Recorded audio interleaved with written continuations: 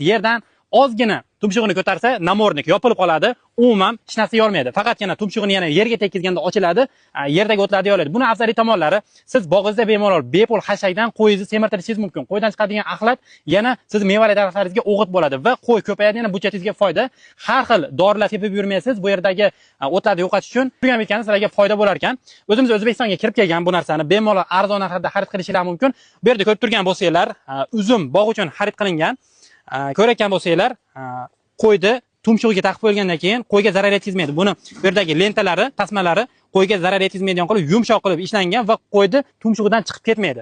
Va suv ichishlari ham udobniy bo'ladi, suvni ham bemalol icha olar ekan. Temirga e'tibor beringlar. Bu shustrik qo'ylar tumshug'ini ko'targanda yana qaytib tushib qoladi, yana og'irlashtirish uchun mana shuni o'ylab topishgan. Va istalgan turdagi katta kichik qo'ylarga buni bemalol bu yerdan ligirovka qilib moslashtirishingiz mumkin. Sizlarga Instagramlarini va telefon raqamlarini pastda qoldiramiz. Bemalol aloqaga chiqib, O'zbekiston, Tojikiston, Qirg'iziston davlatlariga ham bemalol aloqaga chiqishingiz mumkin va olib sotishga ham berishadi.